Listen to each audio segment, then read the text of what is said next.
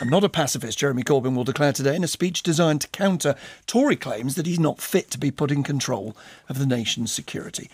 The Labour leader says that he does accept that military action under international law and as a genuine last resort is in some circumstances necessary. Now, we hope to be speaking to Mr Corbyn next week, but in the meantime, the Labour Party have chosen the Shadow Minister for International Trade, Barry Gardiner, to talk about his speech. Good morning to you, Mr Gardiner. Good morning. Bit of a puzzle, isn't it, that the Defence spokesman's not available to talk to, perhaps because she insists that she is in favour of Trident and Mr Corbyn is not in favour of Trident.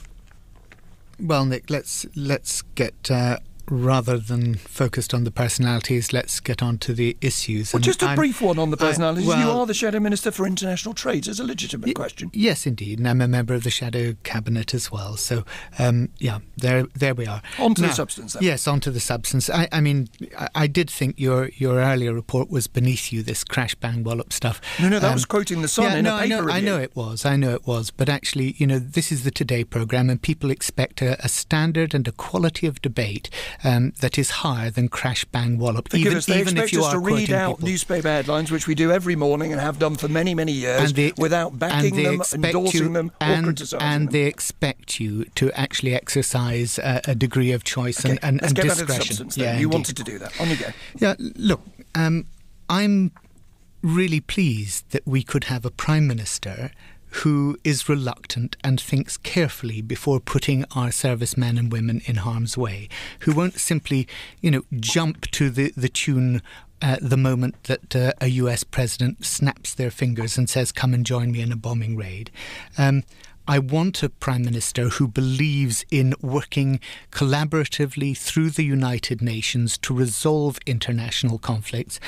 And everything that we know about Jeremy Corbyn and everything we know about the way in which the Labour Party is framing its defence policy in the manifesto suggests that that is the approach that we would adopt and that he would adopt. OK, now he says in his speech, let me just ask you about something he says in the speech.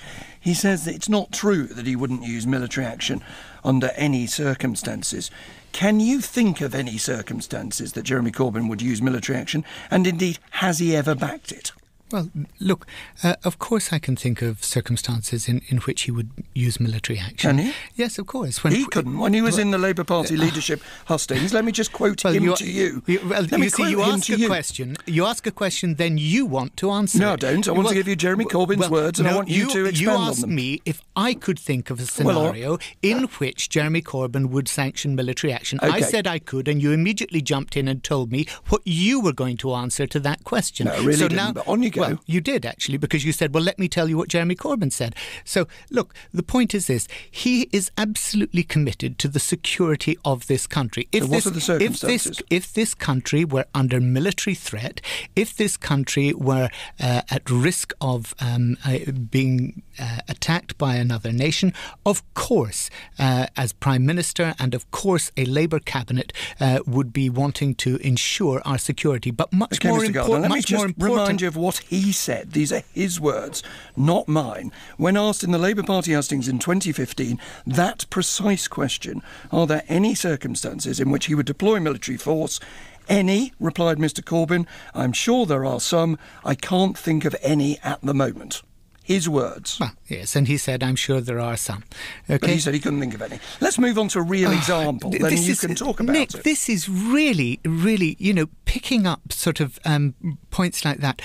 I do think you are trivialising the debate. Let's focus on the really important stuff, which is about the need for conflict prevention in this world, the need for conflict resolution in this world, the role that diplomacy has to play in reducing the tensions that we see. We are in a situation in the world at the moment in which we see sanctions against Russia, we see tension increasing with Russia, we've got a completely unstable situation in Syria and the Middle East, we've got a refugee crisis around the world, and you want to focus on a throwaway remark in a leadership hustings 2 years ago. Well, if you let me, I'll ask you about a real example that you cared passionately about. It's the Kosovo War. In the Kosovo War, which is an example of using military action, you signed an early day motion, very important motion in the House of Commons, in which you said it was vital to deal with what you called genocide.